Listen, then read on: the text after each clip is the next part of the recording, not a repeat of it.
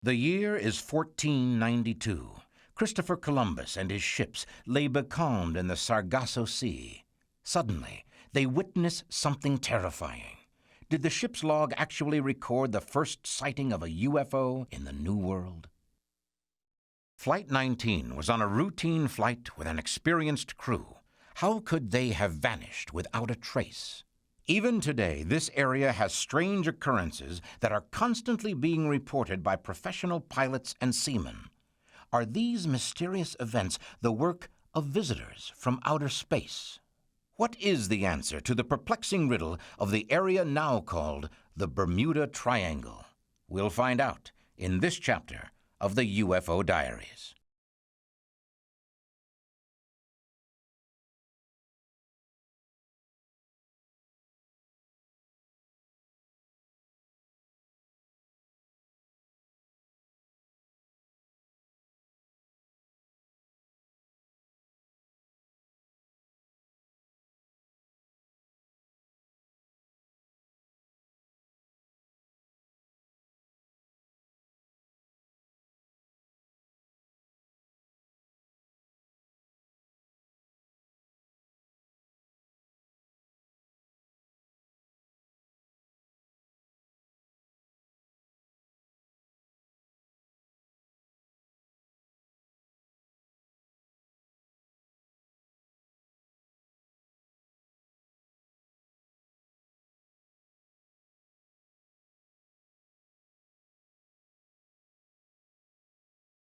In recent years, many people have come to dismiss the so-called mystery of the Bermuda Triangle in the same way they would a superstition or a fairy tale.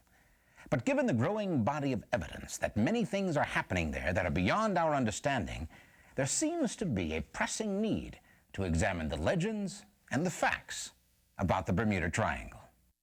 To many, the Bermuda Triangle is nothing more than the nickname given to an area of the mid-Atlantic, roughly cornered by Florida, Puerto Rico, and the island of Bermuda. But is it anything more? Is it in some way different from any other part of our planet's oceans? According to many who study the mysteries of the Bermuda Triangle, since 1945 alone, there have been over 1,000 vanishings of everything from huge naval vessels to private boats, from small planes to commercial airliners. And of course, not only the craft disappear forever, but all the people on board them as well. I think the most spectacular mystery about the Devil's Triangle is probably one of the ones that's more played down than any other, and that's the disappearance of the Navy ship USS Cyclops. This was a 500-foot, 19,000-ton coaling ship, and this took place during World War I. Back then they had coal ships instead of tankers because most of the ships operated on coal. Well, this ship had over 300 officers and men on it, put to sea from Barbados in the British West Indies, bound for Norfolk, Virginia. It was never seen again. The ship and the 300 officers and men disappeared without a trace. Some claim that violent weather in the region is responsible, that sudden squalls have downed aircraft and sailing ships alike, sending them in moments to the bottom of the sea. Others, however, suggest a far more sinister force is at work. Over the years, I have checked and rechecked almost every theory as to why so many ships, aircraft, have vanished in the Bermuda Triangle without a trace. From the old Spanish Admiralty records that Columbus wrote, we learn that he was the first to record the strange and frightening images in the night sky over what we now call the Sargasso Sea. We can only guess at the nameless dread that must have filled the hearts of those intrepid seamen lost in a strange and frightening world.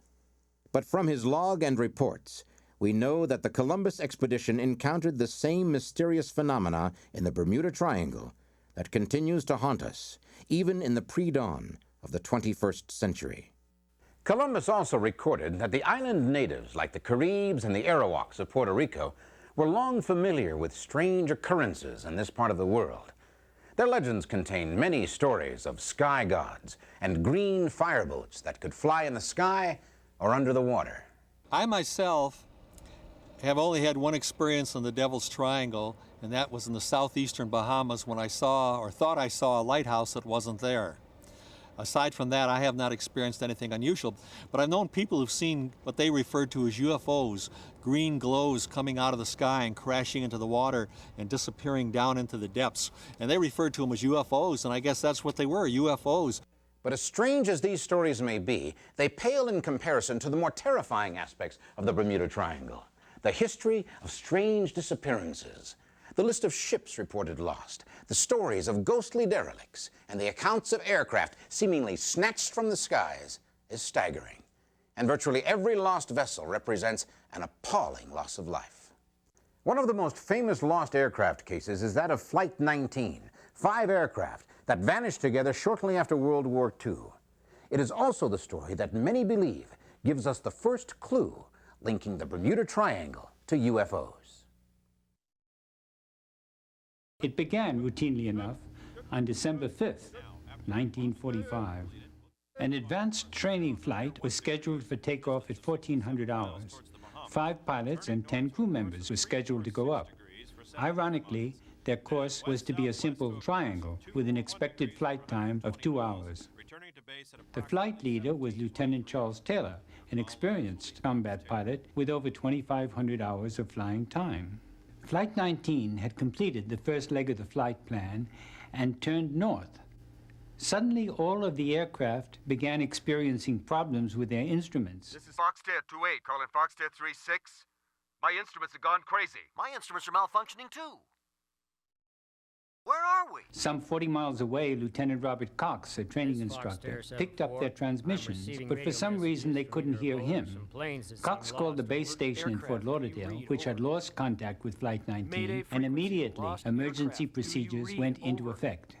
Base operations continued to receive Lieutenant Cox's transmissions, which told them Flight 19 was lost and disoriented, but they could not get through to Taylor or any of his pilots. Ham radio operators up and down the coast were also tuned into the lost flight and monitored their frequency. Then, as night fell, one of them caught the last words to ever be heard from Flight 19. Don't come after us! They look like... What could Lieutenant Taylor have seen that caused him to insist that no one try to rescue Flight 19? Meanwhile, according to Berlitz, a huge search and rescue mission had already been launched. But then the first plane to respond to the emergency, a giant Martin Mariner with a crew of 13, disappeared from radar. In the end, Flight 19 and the Martin Mariner, 28 men in all, disappeared without a trace, as if they had passed through some window into another dimension. According to Berlitz, the Naval Board of Inquiry attributed the disappearances to malfunctioning navigational equipment that caused the planes to run out of fuel far out at sea. But is it really possible for this to have happened to all 6 planes simultaneously? Berlitz goes on to say that one member of the Board of Inquiry was quoted as saying Flight 19 had vanished as completely as if they had flown to Mars. Could that remark, in fact, be very close to the truth? In the southernmost corner of the Bermuda Triangle, there are many who would have no trouble believing that at all. Some experts think that the Bermuda Triangle is simply the region of choice for visitors to our planet. Could this activity be the cause of all the vanishings? We'll find out when UFO Diaries returns. Few people would deny that many strange and unexplainable events have transpired in the Bermuda Triangle. But is there evidence to support the stories of UFO activity? UFO activity different from that observed in any other part of the world? Puerto Rico is a continual hotspot for UFO activity, and it has been for years. UFOs being seen and photographed going in and out of the water just off the coast of Puerto Rico. Intense activity near a U.S. naval base there called Roosevelt Roads. And the Navy, of course, is very mum about this sort of thing. They don't say very much about it, but it's continuous. For example, there is a beautiful mountain in Puerto Rico in the middle of a tropical rainforest called El Yunque. For some interesting reason, it has continually been a spot of intense UFO activity. And when I was there with an investigator friend of mine, who I highly regard and highly respect, We went up on top of El Yunque. This place is swarming with Walkenhut security.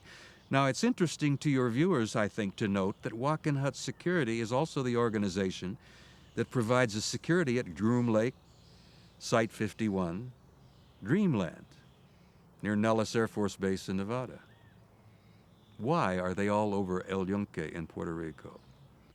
Could reports of UFO abductions in Puerto Rico be somehow related to other disappearances elsewhere in the Bermuda Triangle? Sightings of UFOs are quite common in the Bermuda Triangle, as well as reports of persons kidnapped by alien beings. There have also been numerous accounts about disc-shaped UFOs under the water in the same way as they perform in the air. Richard Weiner, author of The Devil's Triangle, relates a case that seems to corroborate these reports of underwater UFO sightings. He tells of a charter boat operator named John Carpenter and of his remarkable experience in the Bermuda Triangle. Carpenter apparently saw 2 UFOs exploring the water with some sort of projecting energy beam. Carpenter then saw exactly what so many others had reported seeing. Carpenter's experience would seem to confirm that whatever is going on in the Bermuda Triangle goes through the water or through the air with equal ease. Is the beam that Carpenter saw coming down from the UFOs a clue linking these craft to the disappearances in the Bermuda Triangle? Perhaps these incidents are taking place in the Bermuda Triangle in such numbers because they are close to home. Many theorists believe that alien entities have been visiting Earth for thousands of years. Some even believe they may have found a culture here that was far in advance of those elsewhere on Earth. According to the ancient story, all of Atlantis went to the bottom of the sea after some natural catastrophe 12,000 years ago. Perhaps this was the Atlantis that has become a legend, believed to be nothing more than a myth. Are aliens or the descendants of aliens watching us from the deepest part of the Atlantic, studying us, and occasionally collecting specimens for study? I think abductees, some of them may have indeed been taken to some underground facilities. That's not to say that that is a fact. Abductees have been taken to places that they have assumed were underground facilities. Abductees have also reported that they have seen what appeared to be U.S. military people involved in their abduction. Now, that may not be the case. It may be the case that some of those involved in the abduction are some of those aliens that look exactly like we do, who are trying to give the impression that our military are involved. It isn't just beams of light or beams of energy that punctuate the puzzle of the Bermuda Triangle. There is also some sort of fog or mist, and it seems to have a variety of peculiar effects on ships and planes. Einstein said the Bermuda Triangle could be a cosmic doorway leading to a different time and space continuum. Do UFOs have the key to that door? We're dealing with something which is interdimensional. We're probably dealing with something which has been around for a very long time, not just since 1947. The UFO phenomenon is something highly complex and is composed of many, many different aspects. Well, you have to ask the question, are they from another planet? We don't know the answer to that. A lot of people believe they're extraterrestrial. A lot of other people believe that they are from other dimensions, parallel universes, time travelers, that they're us at 2 million years in the future, maybe separated from our reality by some thin psychic membrane. Has anyone gone through that doorway and returned to tell us about it? We'll find out in a moment when UFO Diaries returns. According to UFO experts, a rapidly growing body of evidence indicates that, incredible as it may seem, thousands of people have been taken forcibly aboard alien craft. These astounding incidents seem to have all the characteristics of many stories of disappearances in the Bermuda Triangle. UFOs have often been seen in the area by many witnesses, and a beam of intense energy has figured prominently. But other witnesses tell of a greenish glow or mist. Charles Berlitz has recorded for us the case of Chuck Wakely, who was piloting for Sunline Aviation in Miami. Wakely had completed a charter run to Nassau and was headed back to Miami. According to him, the sky was perfectly clear. Suddenly, he was surrounded by an intense greenish light, so powerful, in fact, that he could no longer see outside of the plane. Wakely said his instruments then began to malfunction badly. Soon, there was little he could do but release the controls and let the plane fly itself. Then, according to Wakely, the glow just as suddenly faded, and everything returned to normal. So if disappearances in the Bermuda Triangle are part of the UFO abduction phenomenon, have there ever been missing time episodes there? Take, for example, the case of National Airlines Flight 401. The Miami Tower was called for a time check. The instrument panel clock was right on. They were 20 minutes out and right on schedule. Later, the co-pilot would remember seeing a strange green mist that enveloped the aircraft, but otherwise everything was completely normal. But in the Miami Tower, the air traffic controller was jolted when the blip of the approaching Flight 727 suddenly vanished from the radar screen. I've just lost Flight 727. The controller immediately went into emergency priority status. Within minutes, the Coast Guard search and rescue squadron was in action, and the Miami airport prepared for the worst. When the flight attendant checked for any last-minute instructions, she couldn't believe she had completed her usual 10 to 12-minute cabin duties in less than 3 minutes. And the co-pilot was surprised to discover the greenish mist that enveloped the aircraft since the time check was gone, not only from about the aircraft, but from the sky itself. Precisely 10 minutes from the time Flight 727 had vanished from the radar screen, it just as suddenly and mysteriously reappeared. The complex equipment was in perfect working order, as the ongoing computer and manual scans verified. Flight 727 landed without incident, with the crew understandably curious about the emergency equipment along the runway. And they were all incredulous when told that their arrival was 10 minutes late, despite the fact that the instrument panel clock synchronized exactly with the earlier tower time check. It was now, along with every one of the crew's watches, 10 minutes slow. And what of that green fog? Could it somehow identify the doorway into another time? Captain Don Henry tells us of his terrifying encounter. We were coming back from Puerto Rico on the good news, with a tow of 2,500 ton on 1,000 feet of 4-inch hawser. Beautiful weather. You wouldn't want for a nicer day anywhere. I was enjoying some downtime in my cabin when the electric started acting up. We checked the whole system, generators, breakers, shunts, just fine. Nothing wrong below. But topside, there weren't anything right. There was a funny-looking fog, I guess you'd call it, kind of oozing all over the barge. I figured I'd better take another good look inside, and that's just about when that blow smacked into us.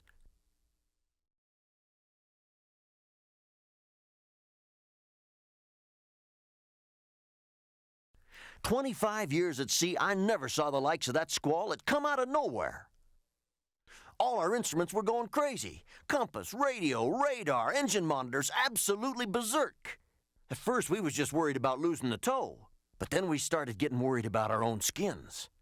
We were redlined at 850, big twin 2,000-horse EMV diesels churning up green water, and we couldn't make a foot of headway.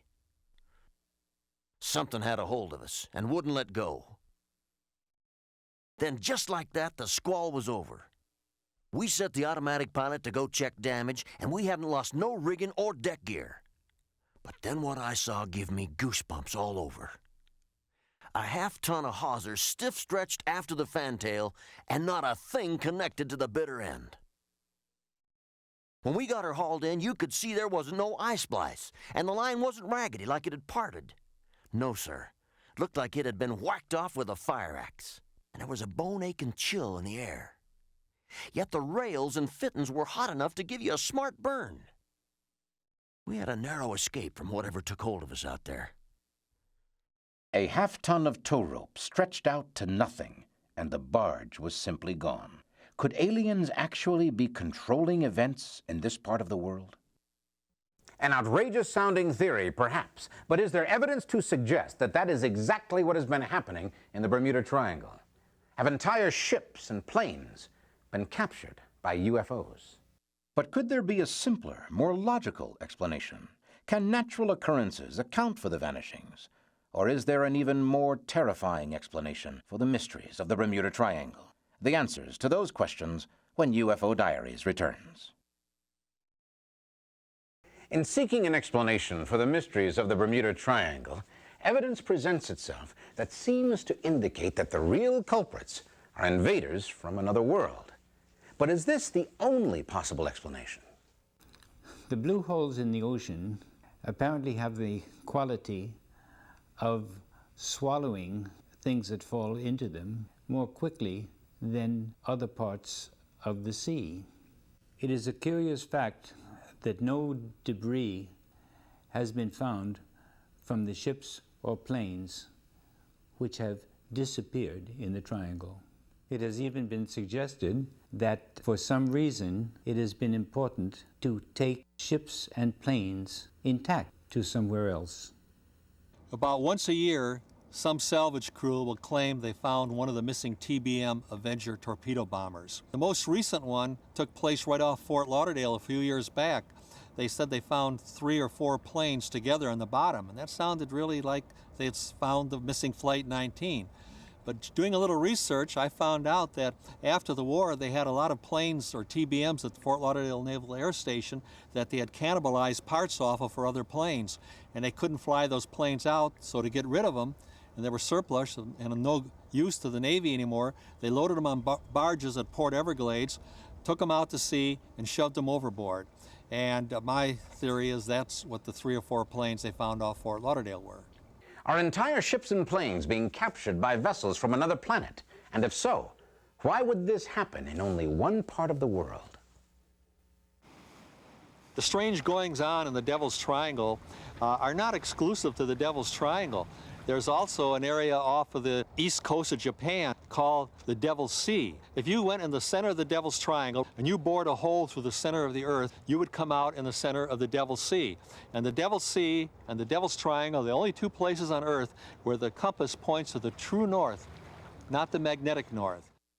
Could this really be the solution to the centuries-old mystery of the Bermuda Triangle? And if so, does it indicate the final fate of those who have disappeared there? It's a little bit unsettling that we don't know this yet. We should know it by now, but this is such a clandestine phenomenon that we have been unable to come to a firm agreement about what the concluding aspects of this abduction phenomenon is. However, we are on the verge of that. We're right now in information overload. Right now we know tremendous amounts about this subject, and we are closing in on the ultimate purposes. And I think within the next few years, we are going to completely solve this phenomenon, and we are going to know what the entire UFO phenomenon is all about. Thousands of people are missing without any explanation. That is, no earthly one. Perhaps we will someday know if alien visitors are indeed the culprits behind the disappearances and the missing time episodes in this most remarkable corner of our world's oceans. But until then, the terrifying phenomenon of the Bermuda Triangle remains another unexplained mystery in the pages of UFO Diaries.